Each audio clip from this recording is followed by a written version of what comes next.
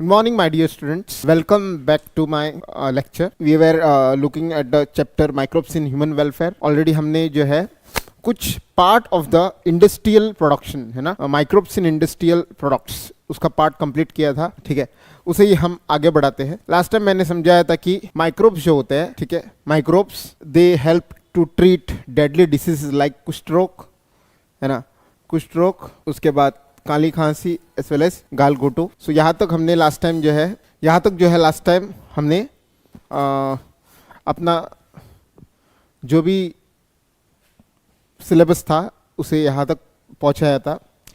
अभी देखो कि नेक्स्ट आगे बढ़ते हैं हम और आते हैं chemicals, enzyme and other bioactive molecules. अब ये होता क्या है? अब देखो माइक्रोब्स जो होते हैं ये अलग अलग प्रोडक्ट्स को मैन्युफैक्चर करने के लिए इस्तेमाल किए जाते हैं. ठीक है, और उसमें से कुछ प्रोडक्ट जो होते हैं वो केमिकल्स भी होते हैं, एंजाइम्स भी होते हैं और बायोएक्टिव मॉलिक्यूल्स होते हैं. जैसे हम पढ़ते हैं, देखो, microbes are used for commercial and industrial production of the certain chemicals like organic acid produce करने के लिए, अल्कोहल प्रोड्यूस करने के लिए और एंजाइम्स. ठीक है, मतलब ऑर्गेनिक एसिड्स, अल्कोहल्स और एंजाइम्स, ये सभी जो है वो प्रोडक्ट्स माइक्रोब के द्वारा डिराइव्ड होते हैं. ठीक है, तो ये माइक्रोब जो है बनाते हैं. ठीक है, इनमें से कुछ प्रोडक्ट्स जो है आज हम थोड़ा डिस्कस करेंगे कि ये होते क्या है और इनका इस्तेमाल कहाँ कहाँ पे किया जाता है. जैसे देखो, सबसे पहले हम देखेंगे organic acids and it's source. ठीक है, ऑर्गेनिक एसिड्स क्या होते हैं ऑलरेडी आपको पता होना चाहिए. ऑर्गेनिक कंपाउंड्स बेटा क्या होते हैं? ठीक है, गुड मॉर्निंग बेटा शिवम. ओके, आपको सबको पता होना चाहिए ऑर्गेनिक एसिड्स क्या होते हैं. ऑर्गेनिक एसिड्स वो होते हैं जैसे ये सभी जो लिखे गए हैं, इनके अंदर ऑर्गेनिक का मतलब क्या होता है, इनके अंदर कार्बन और हाइड्रोजन होना चाहिए, है ना. जैसे मैं एक मॉलिक्यूल लिखता हूँ CH2OH, राइट.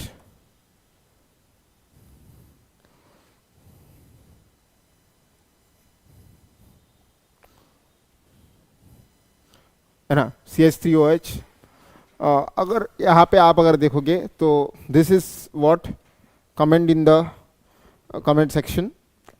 अब यहाँ पे देखो कार्बन और हाइड्रोजन है, इसका मतलब CH3OH जो है, ठीक है, ये क्या है, एक ऑर्गेनिक कंपाउंड है, राइट. वैसे ही अगर देखो तो यहाँ पे ऑर्गेनिक एसिड रहेंगे. एसिड का मतलब क्या है बेटा कि यहाँ पे जो है कौन सा फंक्शनल ग्रुप रहेगा, COOH, right. That be COOH functional group रहता है, उसे एसिड कहा जाता है, मतलब ऑर्गेनिक एसिड. सबसे पहले देखते हैं सिट्रिक एसिड. सिट्रिक एसिड जो है देखा जाता है कि ये इसका सोर्स जो है रहता है एक फंगस, राइट. इसका फंगस रहता है एक सोर्स जिसका नाम है Aspergillus Niger. Aspergillus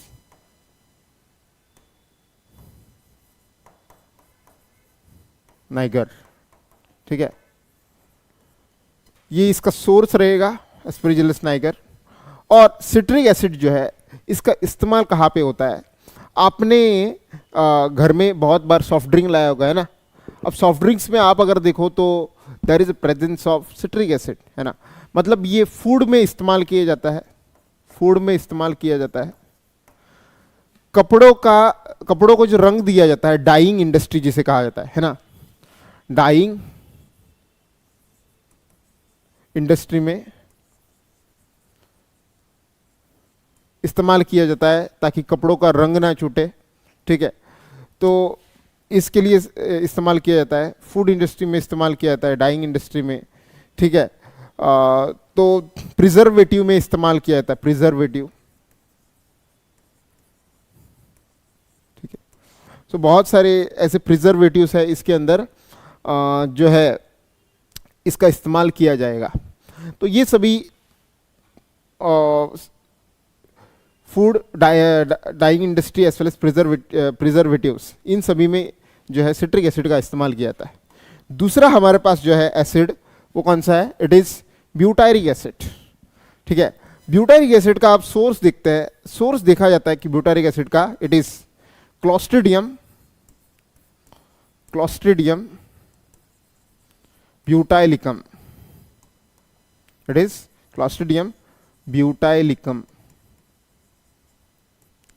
Clostridium butylicum जो है it is use to prepare make butyric acid. Butyric acid का काम क्या है? It is use to make rancid butter, used to make rancid butter. Chemistry के बहुत सारे स्टूडेंट जो है, you might have studied what is rancidity, right? जो फैट्स होते हैं उन वो जो होते हैं खराब हो जाते हैं, राइट? उसे रेंसिडिटी कहा जाता है, राइट? तो स्पेसिफिक एसिड जैसे ब्यूटारिक एसिड डालने से एक जानबूझ के जो है बटर को जो है, बटर के अंदर जो लिपिड्स होते हैं उसे खराब किया जाता है, जिसकी वजह से एक स्पेसिफिक उसके अंदर टेक्सचर आ जाता है या स्मेल टेक्सचर या फ्लेवर आ जाता है, राइट? उस लिपिड्स के डिग्रेडेशन के कारण। तो एक स्पेसिफिक प्रकार का बटर होता है जिसे रेंसिड बटर कहा जाता है, जिसमें जानबूझ के लिपिड को क्या किया जाता है? रेंसिड किया जाता है। तो उस प्रकार के बटर को हम क्या कहते हैं? रेंसिड बटर कहते हैं। उसके लिए जो है इस्तेमाल किया जाता है किसे? ब्यूटारिक एसिड को। उसके बाद नेक्स्ट आता है एसिटिक एसिड। एसिटिक एसिड बेटा सबने ये बार बार देखा होगा। एसिटिक एसिड को हम क्या कहते हैं? It is nothing but it is vinegar, right? Acetic acid क्या होता है? It is vinegar. विनेगर तो सबने पढ़ा होगा ना, ठीक है? एसिटिक एसिड को बनाने वाला आप अगर देखो तो it is Acetobacter aceti, Acetobacter aceti, right? Acetobacter aceti. अब एसिटोबैक्टर एसिटी जो है वो किसका सोर्स है? एसिटिक एसिड का। आई डोंट थिंक कि इसका मुझे यूज बताना पड़ेगा, क्योंकि विनेगर आपने घर में इस्तेमाल किया ही होगा, राइट? विनेगर ये फूड में इस्तेमाल किया जाता है, राइट? फूड इंडस्ट्री में, राइट? घर में भी इस्तेमाल किया जाता है, होम कुकिंग में। इसके साथ साथ इसे प्रिजर्वेटिव के तौर पे भी इस्तेमाल किया जाता है, साथ ही साथ पिकलिंग में, ठीक है? If you go to countries outside India, वहाँ पे विनेगर का बहुत ही एक्सटेंसिवली इस्तेमाल किया जाता है preservation as well as pickling, pickle बनाने के लिए, है ना? इसके बाद नेक्स्ट अपना आता है लैक्टिक एसिड। अब लैक्टिक एसिड जो है वो आपको पता ही होगा, हमने ऑलरेडी कर्ड पढ़ा है, राइट? कर्ड के अंदर लैक्टिक एसिड पढ़ा है हमने। तो लैक्टिक एसिड का बताओ। लैक्टिक एसिड जो है उसका सोर्स है लैक्टोबैसिलस, राइट? लैक्टोबैसिलस या लैक्टोकोकस, लैक्टोबैसिलस या लैक्टोकोकस, ये सोर्स है। Is this clear? लैक्टोबैसिलस या लैक्टोकोकस। अब लैक्टिक एसिड जो है इसका इस्तेमाल कहाँ पे होगा? आपने ऑलरेडी पढ़ा है conversion of the milk into curd, है ना? So milk to curd, milk को बेटा किस में कन्वर्ट करने के लिए? मिल्क को कर्ड में बदलने के लिए हम किसका इस्तेमाल करते हैं? हम इस्तेमाल करते हैं लैक्टिक एसिड का। अब लैक्टिक एसिड जो होता है it is produced by home? Lactobacillus और लैक्टोकोकस। ये दोनों बैक्टीरिया जो है, ये बैक्टीरिया जो है लैक्टिक एसिड बनाते हैं। तो नेचुरली जो है मिल्क को वो कर्ड में कन्वर्ट करने के लिए मदद करते हैं। Is this clear? नेक्स्ट देखो, ओके। तो यहां तक जो है अपने we have seen organic acid, ठीक है? कौन कौन से? Citric acid, butyric acid, acetic acid as well as lactic acid. और एक एसिड इंपॉर्टेंट है जो कि एनसीईआरटी में नहीं दिया है, उसको भी बता देता हूं। और एक एसिड है जिसका नाम है ग्लूकोनिक एसिड, ग्लूकोनिक एसिड, ठीक है? ये भी कभी कभी पूछा जाता है, प्रीवियस ईयर क्वेश्चंस में पूछा गया है, ठीक है? ग्लूकोनिक एसिड का सोर्स आप अगर देखो तो इट इज एस्परजिलस स्पीसीज, ठीक है। और इसका यूज क्या होता है? It is source of calcium, calcium याद रखना, it is source of what? Source of calcium, calcium का एक स्रोत है फॉर इन्फेंट्स। इन्फेंट्स क्या होते हैं? जो न्यू बॉर्न बेबीज होते हैं, right? Calcium for infants and lactating mothers.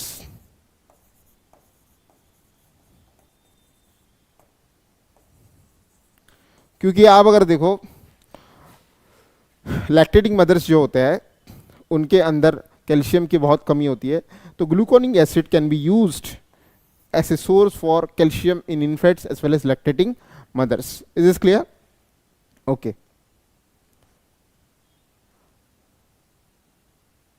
तो ये जो है बेटा, ये सभी दिस ऑल आर व्हाट?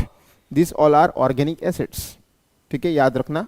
अब ऑर्गेनिक एसिड में आप देखो तो citric acid as well as gluconic acid दोनों आप अगर देखो फंगस प्रोड्यूस करता है। दोनों एसिड को किसने प्रोड्यूस किए? फंगस ने प्रोड्यूस किए, मतलब फंजाई ने।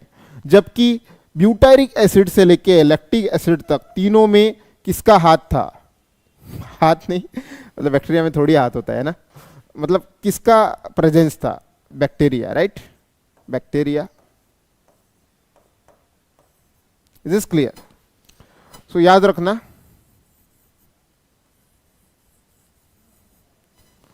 क्या याद रखेंगे? सिट्रिक एसिड और ग्लूकोनिक एसिड फंगस, उसके बाद ब्यूटारिक, एसिडिक, लैक्टिक एसिड तीनों किसके द्वारा? They are produce by bacteria. फटाफट जो है आपको चाहिए तो इसका बेटा स्क्रीनशॉट ले लो, ठीक है, और हम जो है आगे बढ़ते हैं, ठीक है।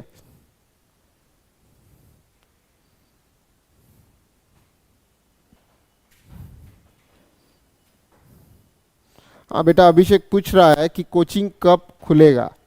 बेटा कोचिंग जो है 10th को खुलेगा, है ना, नेक्स्ट मंडे, ठीक है। एनीवेज डायरेक्टर सर भी आपको जो है टाइम टू टाइम इस बारे में ज़रूर आपको अपडेट देंगे, ठीक है, कि कब कोचिंग जो है खुलेगा, क्योंकि उनके पास अथॉरिटी है ना। डायरेक्टर सर आपको बहुत अच्छे से बताएंगे कि कब कोचिंग खुलेगा, ठीक है। डोंट टेक टेंशन, जब तक नहीं खुल रहा है आप ऑनलाइन अपने क्लासेस अटेंड कीजिए, अपने पढ़ाई को जो है रोकने मत दीजिए, ठीक है, लगातार अपने पढ़ाई को आगे बढ़ाते रहिए, ठीक है। आई होप कि ये इंस्ट्रक्शंस आपके लिए हेल्पफुल रहेगा, ठीक है। आई होप कि यहाँ तक हो गया है। ओके, नेक्स्ट टॉपिक अपना जो है इथेनॉल, है ना। हम क्या पढ़ रहे थे? Chemical enzymes and other bioactive molecules. तो एक बायोएक्टिव मॉलिक्यूल क्या है? It is ethanol. सो पहला ऑर्गेनिक एसिड पढ़ा, नेक्स्ट आता है इथेनॉल। इथेनॉल आप ऑलरेडी पढ़े हैं हमने, अल्कोहल, राइट। इथेनॉल प्रोड्यूस करने के लिए हम किसका इस्तेमाल करते हैं? We use yeast, right. Yeast is used,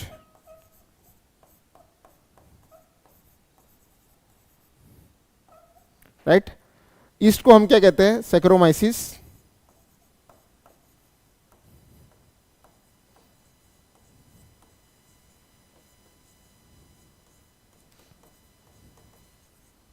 Saccharomyces cerevisiae, right. Yeast को सैकरोमाइसिस सर्विसिए कहा जाता है। Is is clear to all? तो इथेनॉल जो होता है ये प्रोड्यूस किया जाता है ईस्ट के द्वारा, जो कि कौन है? सैकरोमाइसिस सर्विसिए है, ठीक है।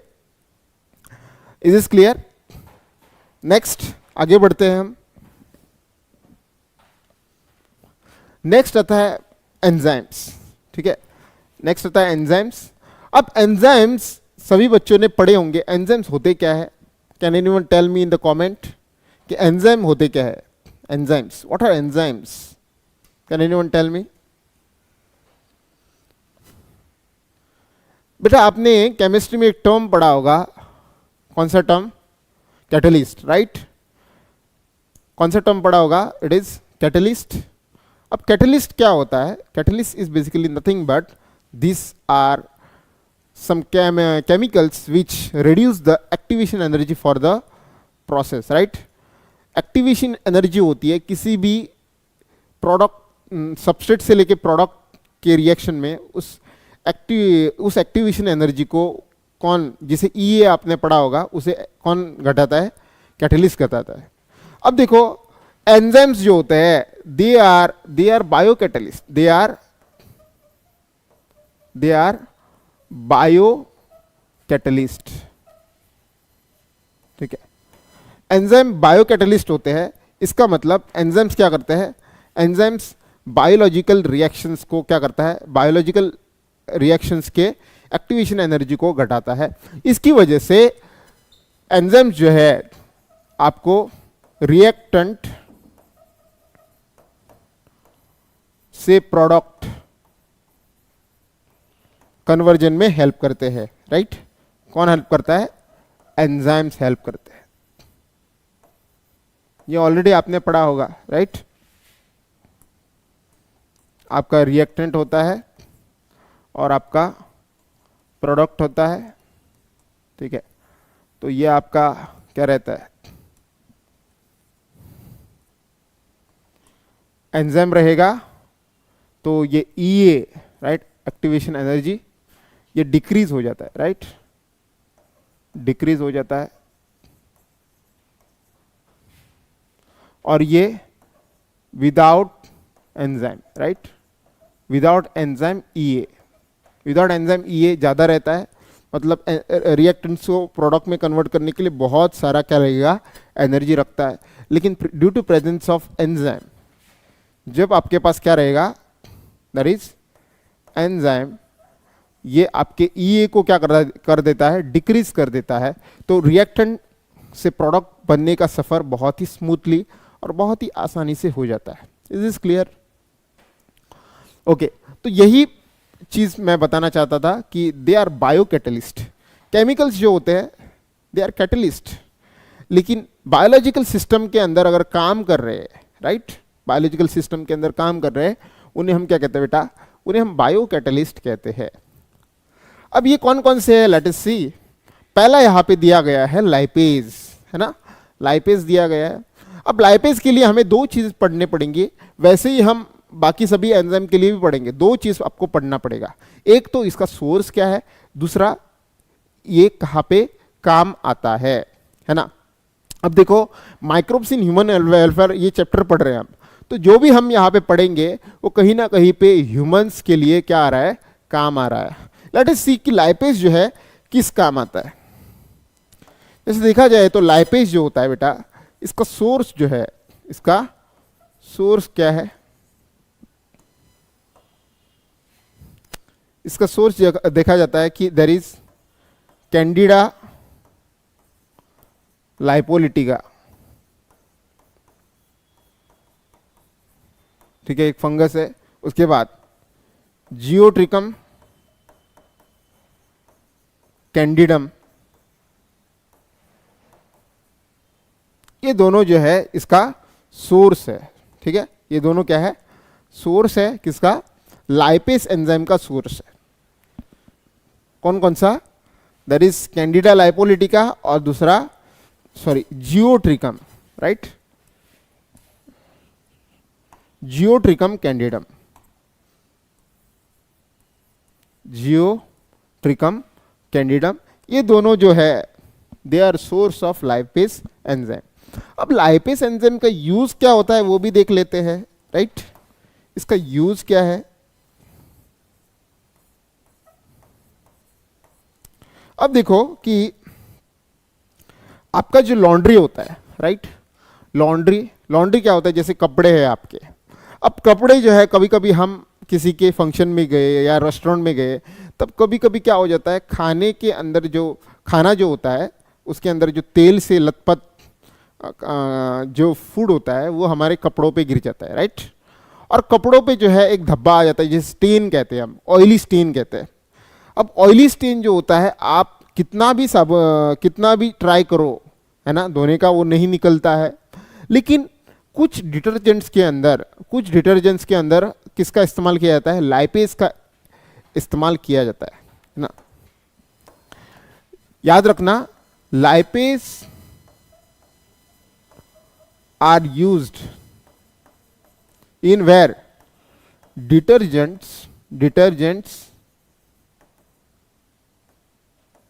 and help in removal of what? Removal of oily stains. किसके रिमूवल में? Oily stains. क्योंकि आप अगर देखो तो जैसे आपके पास एक कपड़ा है, राइट? ऐसे कपड़ा है, फैब्रिक, लॉन्ड्री जिसे कहते हैं हम.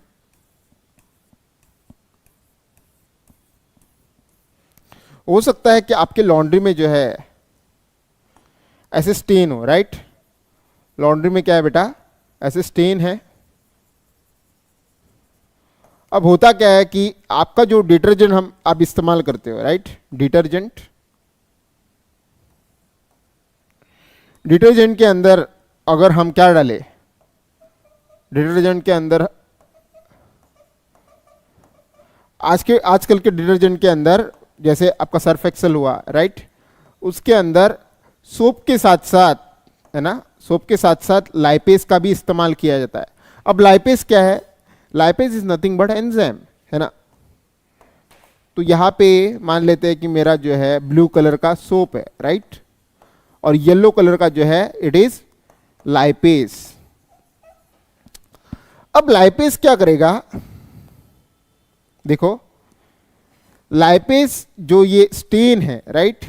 ऑयली स्टेन है. ऑयली स्टेन जो है उसके अंदर क्या होते हैं बेटा? उसके अंदर लिपिड्स होते हैं, राइट? उसके अंदर क्या पाया जाता है? लिपिड्स. लाइपेज जो है ऑयली स्टेन पे एक्ट करेगा. Lipase will act where? On the oily stain. और ऑयली स्टेन को ये क्या करेगा? Break down into fatty acids and glycerol, right? शुरू से देखना, जो हम डिटर्जेंट इस्तेमाल करते हैं, राइट? डिटर्जेंट इस्तेमाल करते हैं ये वाला, राइट? डिटर्जेंट. इस डिटर्जेंट के अंदर दो चीजें होती है. एक तो सोप होता है, राइट? सोप. और दूसरा जो होता है ये आजकल लाइपेज इस्तेमाल करते हैं, जो येलो कलर से मैंने यहां पे ड्रॉ किया है. अब लाइपेज जो होता है वो क्या करता है? ऑयली स्टेन जो होते हैं कहां पे? कपड़े के अंदर, फैब्रिक के अंदर, है ना. फैब्रिक कहो या लॉन्ड्री कहो, राइट? लॉन्ड्री. इसके अंदर क्या होता है बेटा? स्टेन्स जो होते हैं, इस स्टेन पे आपके लिपिड लाइपेज एक्ट करते हैं. लाइपेज का मतलब क्या है? ये लिपिड को ब्रेक डाउन करते हैं. Break down lipid into fats and glycerol. अगर लाइपेज लिपिड्स को ब्रेक डाउन करेगा तो जो ऑयल का स्टेन था जो लिपिड की वजह से था वो क्या हो जाएगा? अपने आप हट जाता है, राइट? तो यही जो है आपको यहां पे बताया गया है. Lipase are used in detergents, help in removal of oily stains. तो ये है आपका लाइपेज का इस्तेमाल. लाइपेज का सोर्स याद रखना, कैंडिडा लाइपोलिटिका और जियोट्रिकम कैंडिडम. ओके, आगे बढ़ते हैं.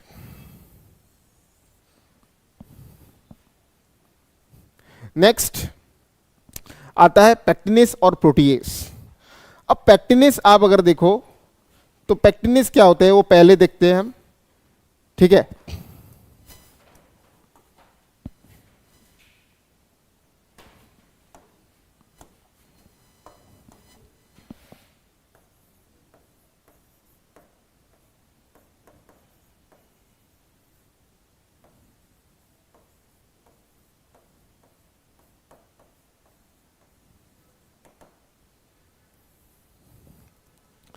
सो लास्ट पेज पे जगह नहीं था इसलिए मैंने न्यू पेज लिया है, ठीक है? पेक्टिनेसिस और प्रोटीएसिस क्या होते हैं? लेट अस सी.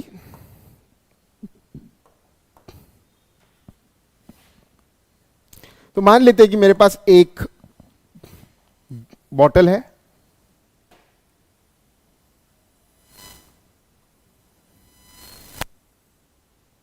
ठीक है? और इस बॉटल के अंदर जो है मेरे पास बहुत सारा जूस है, राइट?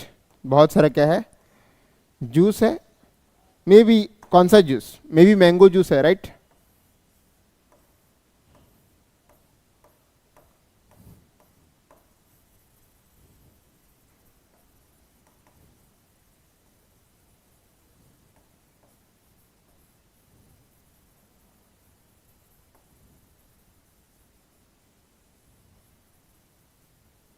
है ना। मान लेते हैं कि मेरे पास बॉटल के अंदर जो है बेटा जूस है, ये जूस, राइट। और जूस कौन सा है, मान लेते हैं मैंगो जूस है, ओके, मैंगो जूस है। अब ये मैंगो जूस जो है ये आप अगर देखोगे बहुत ही थिक है, राइट, ठीक है। लेकिन बाजार में जो आपको मैंगो जूस मिलता है वो बहुत ही क्या रहता है, बहुत ही ट्रांसपेरेंट रहता है यार। ये थिक नहीं रहता है, बहुत ही ट्रांसपेरेंट रहता है। ये क्यों रहता है, बिकॉज बाजार के जूस में जो है they use pectinases as well as proteases. याद रखना, बाजार के जूस है बेटा जो है they use what, pectinases as well as proteases का इस्तेमाल किया जाता है। अब ये पैक्टिनेसिस और प्रोटीएसिस करते क्या है, अब मैंगो जूस के अंदर आप अगर देखो तो बहुत सारे ऐसे क्या रहते हैं, मैंगो जूस के अंदर आपने देखा होगा कि मैंगो का पल्प जो होता है उसके अंदर बहुत सारे गाढ़े क्या रहते हैं, उसके अंदर जो भी उसका छिलका, उसके अंदर जो पल्प रहता है, राइट, पल्प रहता है, उसके सभी जो है कंपोनेंट्स रहते हैं। अब इस कंपोनेंट के कारण ये जूस जो है मैंगो का ये थिक रहता है, ये थिक रहता है। अब जब हम पैक्टिनेसिस डालते हैं इसके अंदर, राइट, पैक्टिनेस अगर डालेंगे, पैक्टिनेस, तो पैक्टिनेस क्या करता है, इसके अंदर जो गाढ़े धागे जैसे स्ट्रक्चर होते हैं जो पल्प के अंदर होते हैं, इस स्ट्रक्चर को ये क्या कर देता है, तोड़ देता है ना। अब ये तोड़ेगा तो क्या करेगा, ये जब पल्प के अंदर जो गाढ़े गाढ़े स्ट्रक्चर होते हैं वो टूटेंगे तो क्या होगा, ये जो है पिघल जाएगा, राइट। तो ये जूस पिघला हुआ हो जाएगा आपका। साथ ही साथ इसके अंदर प्रोटीएसिस भी डालेंगे, तो पल्प के साथ साथ प्रोटीन्स भी जो होते हैं इस मैंगो जूस को गाढ़ापन देता है, राइट, मैंगो जूस को गाढ़ापन देता है, वो भी क्या होगा, ब्रेक डाउन होगा। तो जिसकी वजह से मैंगो जूस क्या हो जाएगा, क्लियर हो जाएगा। तो पैक्टिनेस और प्रोटीएस इस्तेमाल करने की वजह से क्लैरिफिकेशन हो जाएगा, क्लियरेंस। इसकी वजह से आप अगर देखो तो आपका जो मैंगो जूस मार्केट में मिलता है,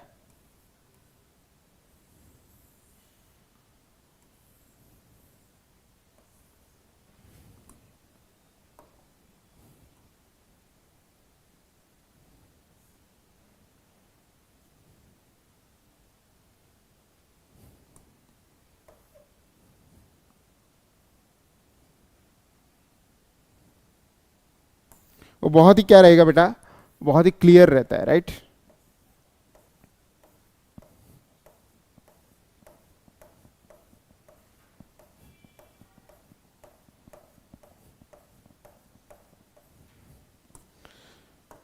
is is clear, I hope कि ये सबको समझ में आया होगा कि क्यों मार्केट का जूस जो होता है क्लियर होता है, क्योंकि जो गाढ़ापन होता है आपके पल्प के अंदर, मैंगो जूस के अंदर, उसमें अगर हम प्रोटीएसिस और पैक्टिनेसिस डालते हैं तो वो गाढ़ेपन को पिघला देता है और इसकी वजह से आपका मैंगो का जूस जो होता है बहुत ही क्लियर और वाटरी हो जाता है। कैसे हो जाता है, मैंगो जूस एक तो क्लियर हो जाता है और दूसरा पानी जैसे हो जाता है, right. Mango juice clear and पानी जैसे हो जाता है, जबकि ये बहुत ही थिक रहता है, राइट। तो थिक जूस को क्लियर या वाटरी बनाने के लिए, क्लियर और वाटरी बनाने के लिए, है ना, आपने कैटरीना कैफ का जो वो माजा वाला एड देखा होगा, राइट, वो उसके अंदर आप देने देखा होगा कि पानी जैसे रहता है, आपने पिया भी होगा बहुत सारा, ठीक है, मैंगो जूस, तो उसके अंदर आपने देखा होगा कि पल्प जैसे नहीं रहता है, ठीक। तो वो किसकी वजह से है, it is due to proteases and पैक्टिनेसिस।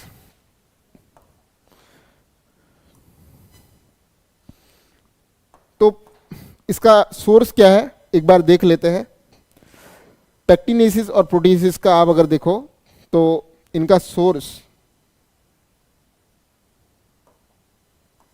पहले पैक्टिनेसिस का बताता हूं। पैक्टिनेसिस जो है इसका source, it is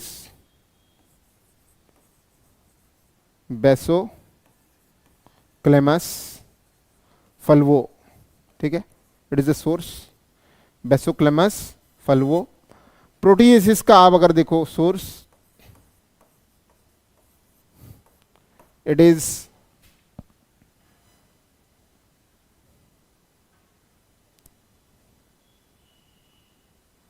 Mortierella रेनिस्पोरा,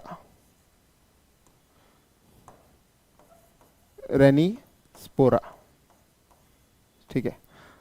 NCERT में शायद ये सोर्सेस नहीं दिया है, तो आपको अगर नीट के अकॉर्डिंग अगर आपको याद रखने ये सोर्सेस बेटा, तो आप जरूर याद रख सकते हैं।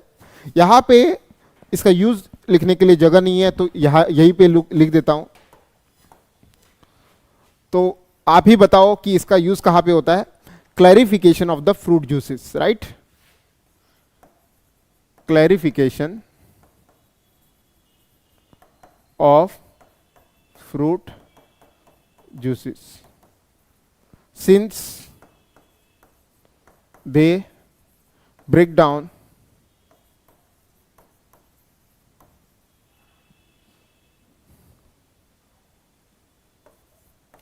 pectin and proteins in the fruit pulp, ठीक है। इसका मतलब फ्रूट पल्प के अंदर पैक्टिन्स और प्रोटीन्स होते हैं जो उसको थिकनेस देते हैं। इन प्रोटीन्स और पैक्टिन्स को हम अगर ब्रेक डाउन करेंगे तो वो फ्रूट पल्प आपका क्या हो जाएगा, पानी जैसे हो जाता है। और ये किसके बदौलत होता है, ये pectinases as well as proteases, ये दोनों एंजाइम्स की बदौलत होता है। I hope this is clear to all. Next आप अगर देखो, इट इज स्ट्रेप्टोकाइनेस। स्ट्रेप्टोकाइनेस एक ऐसा एंजाइम है जो बार बार नीट में पूछा जाता है। क्यों? क्योंकि ये खास है। खास क्यों है अब मैं समझाता हूं।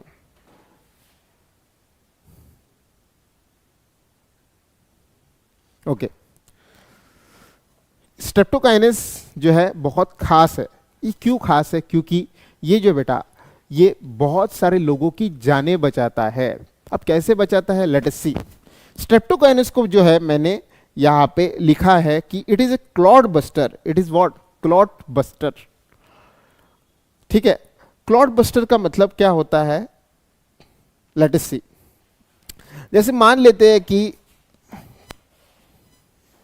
किसी इंसान को जो है हार्ट डिसीज है। किसी इंसान को बेटा क्या है, किसी इंसान को हार्ट डिसीज है, ठीक है।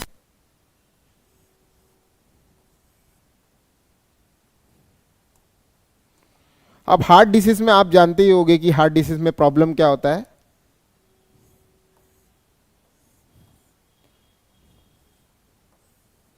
ना। तो मान लेते हैं कि हार्ट को ब्लड सप्लाई करने वाला एक वेसल है, राइट। ब्लड, हार्ट को मान लेते हैं कि ब्लड सप्लाई करने वाला एक वेसल है। मान लेते हैं ये आर्टरी है, राइट, आर्टरी है। अब आर्टरी में कभी कभी क्या हो जाता है, प्लेक्स बन जाता है, प्लेक्स बन जाता है। Plaques, does anyone know what is plaque? Plaque क्या होता है कि हार्ट के अंदर जो वेसल होती है उसके अंदर ऐसे फैट का जमावड़ा होता है, राइट, है ना, फैट एक्यूमुलेशन होता है ना। फैट एक्यूमुलेट होता है, तो इसकी वजह से हम इसे क्या कहते हैं, इसे प्लेक कहा जाता है। प्लेक, PLAQUE, इसे क्या कहा जाता है बेटा, इसे प्लेक कहा जाता है, PLAQUE। अब इस प्लेक के कारण क्या होता है, आप देखो तो यहां पे जो है आर्टरी बहुत ही क्या है, ब्रॉड है, लेकिन यहां पे खून को जाने का जो पाथवे है बहुत क्या हो जाता है, पतला हो जाता है, राइट, नैरो पाथवे हो जाता है। तो कभी कभी क्या हो जाता है कि इस नैरो पाथवे की वजह से आपका जो ब्लड होता है, अब ये ब्लड क्या करता है, यहां पे आके कभी कभी ऐसे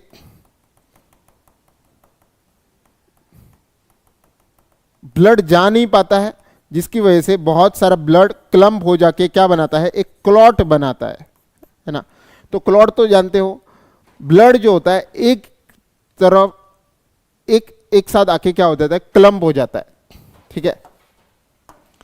ब्लड क्या हो जाता है, क्लम्प हो जाता है, ब्लड क्लम्प हो जाता है, राइट।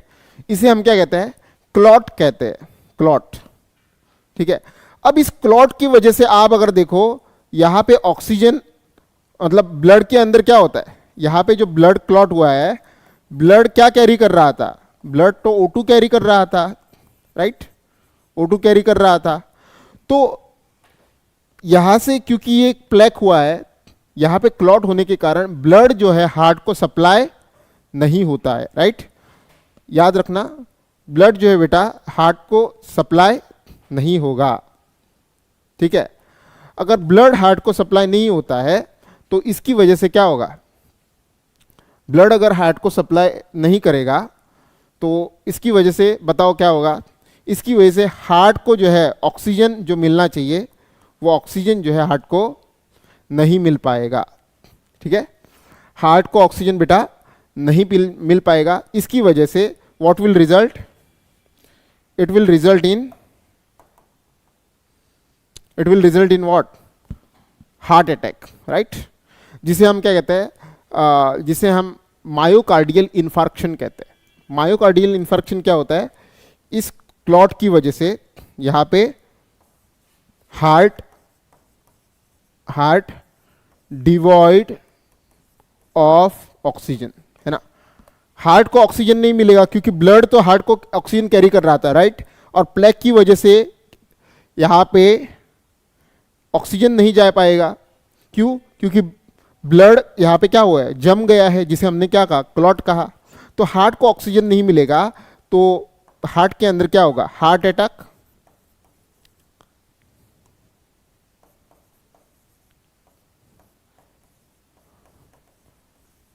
अटैक, से मायोकार्डियल इन्फार्क्शन कहा जाता है, myocardial infarction. Is this clear to all, is this clear. तो ब्लड क्लॉट आपने समझ लिया क्या होता है, हार्ट के अंदर फैट का जमावड़ा के कारण उसका पाथवे नैरो हो जाता है और ब्लड एक साथ आके क्लम्प करता है, जिसे हमने क्लॉट कहा था। अब ब्लड खुद क्या कर रहा था, ऑक्सीजन को कैरी कर रहा था, है ना, ब्लड ऑक्सीजन को कैरी कर रहा था। अब वही ब्लड यहाँ पे क्या हो गया, रुक गया है। इसकी वजह से यहाँ पे आगे जो है हार्ट में ब्लड का सप्लाई नहीं हो रहा है, इसकी वजह से हार्ट को ऑक्सीजन नहीं मिल रहा है। इसकी वजह से बाद में क्या आ जाता है, it leads to heart attack. इसकी वजह से क्या आ जाता है, हार्ट अटैक आ जाता है, सॉरी, इसकी वजह से बेटा क्या आ जाता है, इसकी वजह से हार्ट अटैक आ जाता है, जिसे हम जो आगे जाके जिसे हम क्या कहते हैं, मायोकार्डियल इन्फार्क्शन कहते हैं। मतलब हार्ट की मसल जो है वो पूरी तरह से डैमेज हो जाती है और जिसकी वजह से जो है हार्ट डेड कर जाता है, तो इंसान भी जो है इट विल डाई। लेकिन इसके लिए एक राहत है। राहत क्या है, स्ट्रेप्टोकाइनेस। राहत है स्ट्रेप्टोकाइनेस। मतलब जैसे ही ब्लड का क्लॉट हो गया, वी कैन एडमिनिस्टर स्ट्रेप्टोकाइनेस। अब स्ट्रेप्टोकाइनेस क्या है, ये एक जेनेटिकली इंजीनियर्ड स्ट्रेप्टोकाइनेस होता है। जनरली एक बैक्टीरिया जो है बेटा ये स्ट्रेप्टोकाइनेस बनाता है, जिसे हम क्या कहते हैं, जिसे हम स्ट्रेप्टोकोकस कहते हैं। There is a bacteria known as Streptococcus जो स्ट्रेप्टोकाइनेस बनाता है। लेकिन वो स्ट्रेप्टोकाइनेस जो कि स्ट्रेप्टोकोकस बनाता है उसे हम इस्तेमाल नहीं कर सकते हैं। तो हम किसे इस्तेमाल करेंगे, उसी स्ट्रेप्टोकाइनेस जो स्ट्रेप्टोकोकस ने बनाया उसको हम जेनेटिकली स्पेशली क्या करेंगे, मॉडिफाई करेंगे। मतलब जो नॉर्मली स्ट्रेप्टोकाइनेस होता है उसे ही मॉडिफाई किया जाता है, और जो modified version of the streptokinase है उसे हम जब एडमिनिस्टर करेंगे कहाँ पे, जहां पे क्या हुआ है, जहां पे क्लॉट हुआ है, राइट, जहां पे क्लॉट हुआ है, तो ये क्या करेगा, ये किसका काम करता है, मैंने यहां पे बताया, ये किसका काम करेगा, ये क्लॉट बस्टर का काम करेगा। मतलब खून का जमावड़ा जिसे हमने क्लॉट कहा था उसे ये क्या करेगा, फटाफट तोड़ देगा। अब तोड़ने की वजह से खून जो हार्ट तक पहुंच रहा था उसकी रुकावट थी, उस रुकावट को ये क्या करेगा, रिजॉल्व कर देगा, जिसकी वजह से फिर से हार्ट को ब्लड मिलेगा, फिर से हार्ट को ऑक्सीजन मिलेगा, और इसकी वजह से हार्ट अटैक जो है वो प्रिवेंट होता है। Is is clear? आपने देखा होगा किसी को अगर हार्ट अटैक आता है तो डॉक्टर जो है इमीडिएटली क्या करता है, इंजेक्शन एडमिनिस्टर करता है। कई बार ये इंजेक्शन बेसिकली किसका होता है, स्ट्रेप्टोकाइनेस का होता है, जहां पे क्लॉट को क्या करते हैं डॉक्टर इंजेक्शन देके। अब ये क्लॉट क्यों होता है, क्योंकि ये हार्ट के अंदर ब्लॉकेज होता है, और ब्लॉकेज को मैंने क्या कहा था, प्लग कहा था, plug, PLAQE, plaque, right? Is this clear? Okay, तो यही मैं आपको आगे बताता हूं कि स्ट्रेप्टोकाइनेस जो है,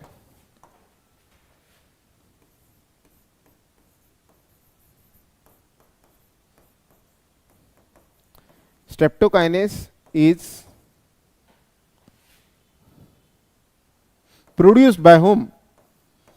Produced by bacteria, by bacteria, और बैक्टीरिया का बेटा नाम क्या है, स्ट्रेप्टोकाइनेस है।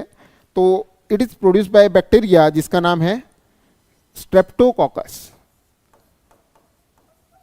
स्ट्रेप्टोकॉकस बैक्टीरिया, ठीक है, बैक्टीरिया का नाम है स्ट्रेप्टोकोकस। क्या ये स्ट्रेप्टोकाइनेस डायरेक्टली इस्तेमाल किया जाता है? नहीं, इस स्ट्रेप्टोकाइनेस को कुछ मॉडिफाई किया जाता है, जेनेटिकली इंजीनियर किया जाता है, राइट? इस स्ट्रेप्टोकाइनेस को, स्ट्रेप्टोकाइनेस इज, याद रखना, is genetically engineered, genetically engineered,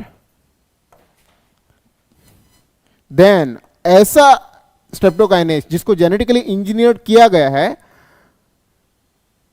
can act as a clot buster, ठीक है? तो बेसिकली ये क्या करेगा, बेसिकली ये क्या करेगा, इसको अभी हमने समझा है। जैसे मेरे पास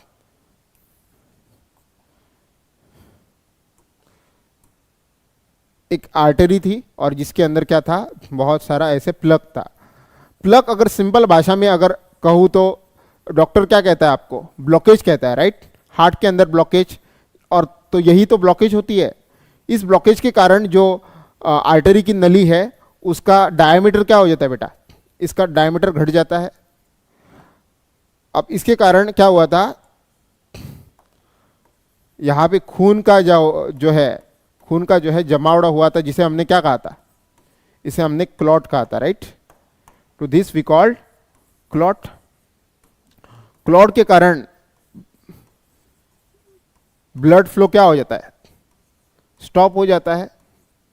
लेकिन अगर टाइम पे अगर क्या दिया जाए, टाइम पे अगर स्ट्रेप्टोकाइनेस, स्ट्रेप्टोकाइनेस एडमिनिस्टर किया जाए पेशेंट के अंदर, तो क्या होगा,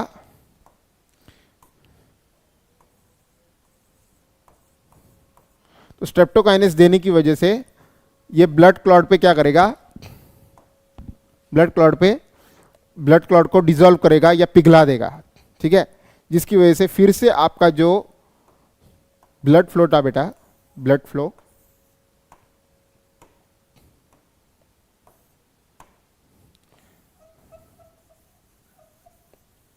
ये ब्लड फ्लो फिर से चलने लगेगा, ठीक है?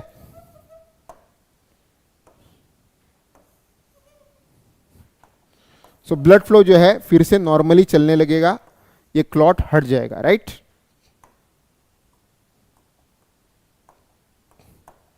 सो यहां पे आप अगर देखो तो blood will carry O2 to where, to heart, right? Heart attack क्यों आता है? क्योंकि ऑक्सीजन हार्ट को नहीं मिल पाता है, इसलिए हार्ट जो है वो बीट करना बंद करता है। इसकी वजह से इन्फार्क्शन हो जाता है, तो हार्ट की मसल डैमेज हो जाती है, ठीक है? अब ये क्यों होता है? क्योंकि क्लॉट, और क्लॉट को कौन तोड़ता है, पिघलाता है? स्ट्रेप्टोकाइनेस, ठीक है? तो मैंने ये तो बता दिया कि स्ट्रेप्टोकाइनेस का सोर्स कौन है। अब इसका यूज फटाफट लिख लेते हैं।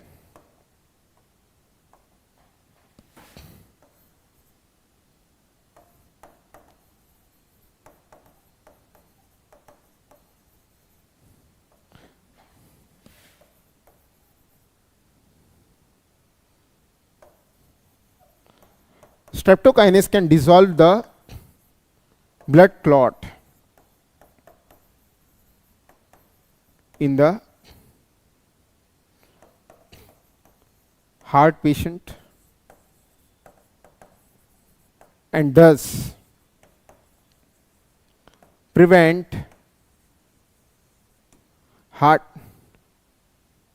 myocardial infarction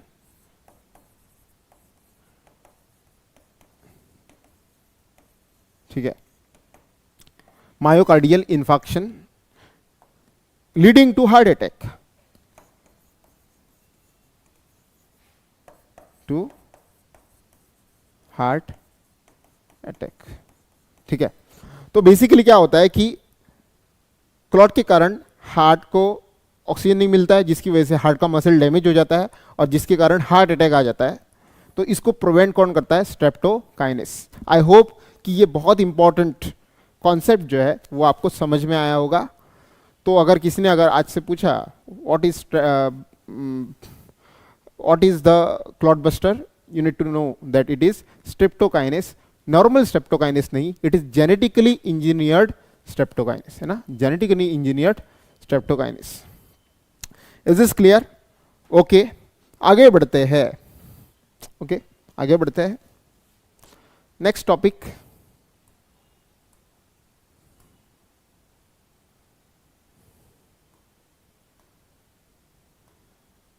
हाँ, नेक्स्ट टॉपिक जो है बायोएक्टिव मॉलिक्यूल्स। अब बेटा बायोएक्टिव मॉलिक्यूल्स मैंने ऑलरेडी आपको समझाया था उस दिन। ऐसे molecules which are active in the living system, the molecules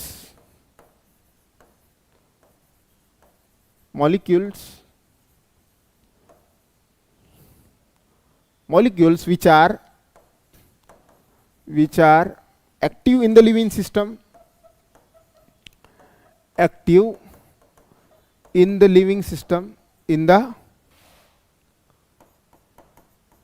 living system, or can interact, can show interaction in the living system।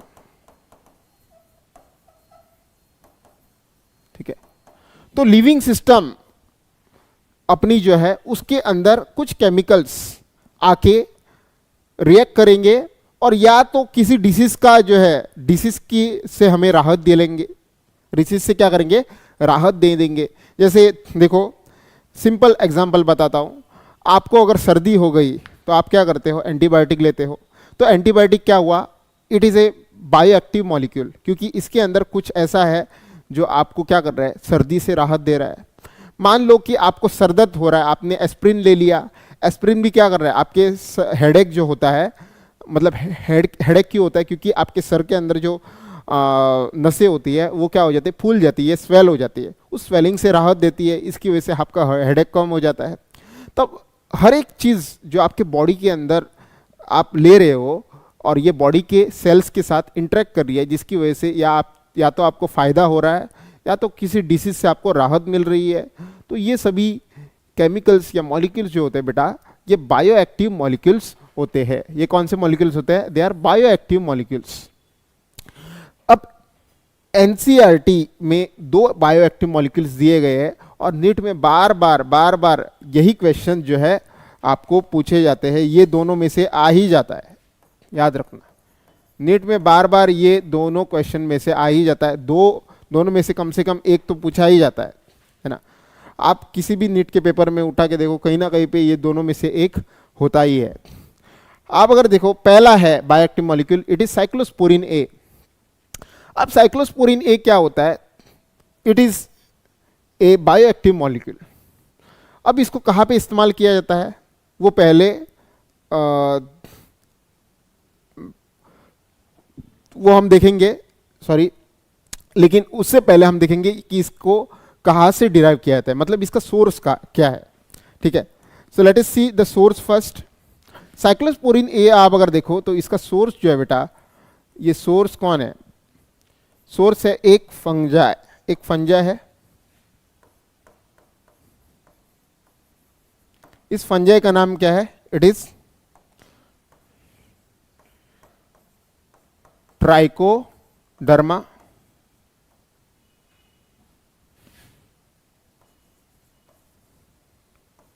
Polysporum.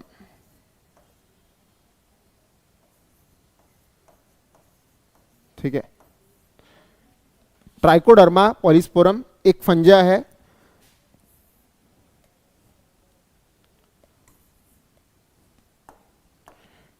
जिससे आपको क्या मिलता है? जिससे आपको साइक्लोस्पोरिन मिलता है। ठीक है, Trichoderma polysporum is a fungus from which you get what? Cyclosporin है। अब साइक्लोस्पोरिन का ए का यूज क्या होता है वो देखते हैं। इसका यूज देखा जाता है कि साइक्लोस्पोरिन ए जो है it is used in patient who have undergone transplant surgery, organ transplant surgery. और साइक्लोस्पोरिन ए जो होता है it act as a immunosuppressant, है ना, immunosuppressant in the organ transplant patient, है ना। It act as an immunosuppressant in an organ transplant patient. ठीक है, अब ये बेसिकली होता क्या है उसे समझते हैं। मान लेते हैं कि मेरे पास एक इंसान है, राइट, इंसान है बेटा, और इंसान जो है बहुत ही क्या करता है? अल्कोहल कंज्यूम करता है। क्या कंज्यूम करता है? अल्कोहल कंज्यूम करता है। और अल्कोहल कंज्यूम करने के कारण इस इंसान के अंदर जो है अच्छा खासा जो है लीवर क्या हुआ है? लीवर डैमेज हो गया है। क्या डैमेज हो गया है? इसका लीवर जो है बेटा क्या हो गया है?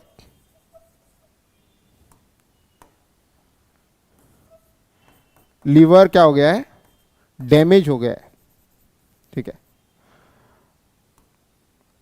अब देखो अगर लीवर डैमेज हो जाता है तो उस केस में अगर बहुत ही क्रिटिकल कंडीशन है उस केस में क्या किया जाता है? ऐसे पेशेंट के अंदर डॉक्टर क्या करता है? दूसरों का लीवर लगा देता है, राइट। और इसी प्रक्रिया को हम क्या कहते हैं? ट्रांसप्लांट कहते हैं, है ना। मान लेते हैं कि किसी पेशेंट ने जो है यहाँ से जो है, ठीक है, इसके अंदर लीवर दे दिया, तो इसका जो ओरिजिनल लीवर था उसकी जगह पे अब किसी और का लीवर आ गया, राइट। ओरिजिनल लीवर के अंदर किसी और का क्या कर दिया? हमने लीवर डाल दिया है। अब ये लीवर जो डाला है क्या ये खुद का लीवर है? ये खुद का तो लीवर नहीं है, ये एक फॉरेन बॉडी है, राइट। ये एक फॉरेन बॉडी है, याद रखना।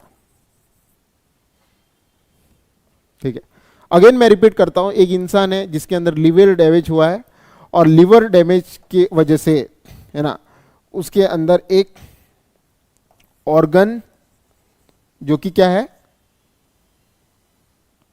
ऑर्गन जो कि बेटा क्या है? लीवर है, उसे डाल दिया है। अब ये ऑर्गन जो डाला है लीवर, इस प्रोसेस को हम क्या कहते हैं? ट्रांसप्लांट कहते हैं। क्या कहते हैं? ट्रांसप्लांट। ट्रांसप्लांट मतलब ऐसा जो ऑर्गन जो कि किसी और से लिया गया हो, खुद का नहीं है। अगर खुद का नहीं है तो होता यह है कि जैसे बचा हुआ जो लीवर है, ठीक है, लीवर जो है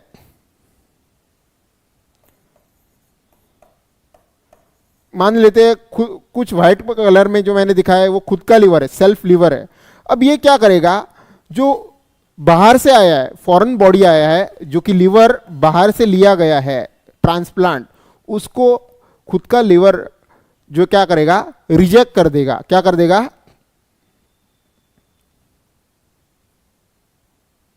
ठीक है, ठीक है। तो ये जो लीवर है वो येलो कलर जो पार्ट है जो फॉरेन बॉडी से आया है उसे क्या कर देगा? उसे रिजेक्ट करेगा, है ना। अब इस प्रोसेस को हम क्या कहते हैं, ऑर्गन रिजेक्शन कहते हैं। ऑर्गन रिजेक्शन का सिम्टम्स क्या है, आपको बुखार आने लगेगा, यहाँ पे बॉडी के अंदर पस बनने लगेगा, जिसकी वजह से जो येलो पार्ट है वो क्या करेगा, वो फेल हो जाएगा, वो बॉडी उसको एक्सेप्ट नहीं करेगी, है ना। तो इसे हम क्या कहते हैं, रिजेक्शन ऑफ लिवर, है ना, लिवर ट्रांसप्लांट। अब क्वेश्चन आता है, ये लिवर ट्रांसप्लांट का रिजेक्शन क्यों हुआ? ये इसलिए हुआ क्योंकि बॉडी के अंदर जो है, जो सेल्फ लिवर था, यहां पे एक सेल्स होते हैं जिन्हें इम्यून सेल कहते हैं। क्या कहते हैं? Immune cells. ज्यादातर ये WBCs होते हैं। तो WBC क्या करता है, अपने सेल को दूसरे सेल से क्या करता है, अलग करता है, और दूसरे सेल जो होते हैं उस पे WBC अटैक कर देता है। इसकी वजह से जो नया लीवर डला है उस पे WBC क्या करेगा, हमला बोल देगा, और उस लीवर को क्या करेगा, उसको फेंकने की कोशिश करेगा। इसकी वजह से बॉडी जो है वो क्या करता है, इम्यून रिएक्शन दिखाता है। ठीक है, तो यहां पे बेसिकली क्या हुआ है, ट्रांसप्लांट लिवर, ठीक है, transplant liver is rejected by bodies own immune cells. अब ये इम्यून सेल्स कौन होते हैं बेटा, ये WBCs होते हैं।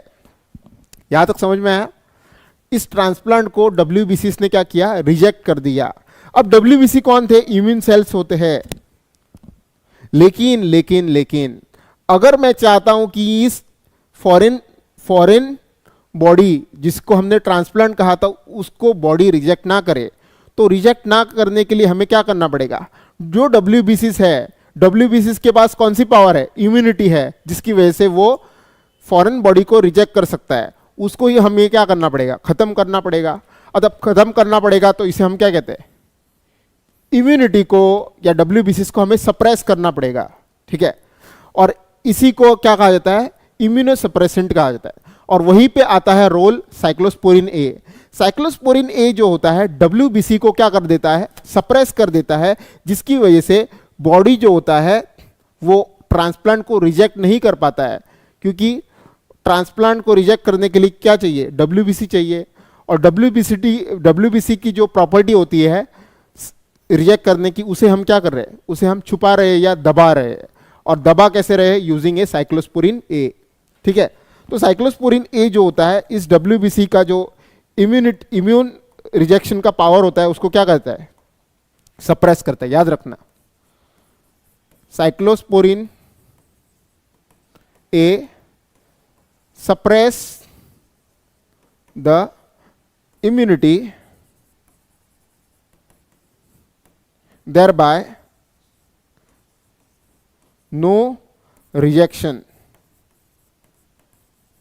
of transplant occur। ओके, तो आई होप कि आपको ये समझ में आया होगा कि ऑर्गन ट्रांसप्लांट क्या होता है, और ट्रांसप्लांट को बॉडी, क्योंकि ट्रांसप्लांट फॉरेन बॉडी होता है तो बॉडी उसे रिजेक्ट कर देता है। ठीक है, तो रिजेक्शन की वजह से ये फेल होता है। तो उसको जो है, अगर आपको प्रिवेंट करना है तो आपको क्या लेना पड़ेगा, साइक्लोस्पोरिन ए, जो कि ट्रांसप्लांट को क्या करेगा, ट्रांसप्लांट को रिजेक्ट नहीं होने देगा, क्योंकि वो WBCs को सप्रेस करेगा। इसके नुकसान भी है क्योंकि आपका बॉडी का इम्यूनिटी ठीक से नहीं चलेगा। ठीक है, ओके बेटा, यहां तक आई होप कि आपको समझ में आया होगा। फटाफट स्क्रीनशॉट ले लो, और जो है हम कल मिलेंगे। We will start with the statins. Okay, is this clear? Okay, thank you, have a nice day.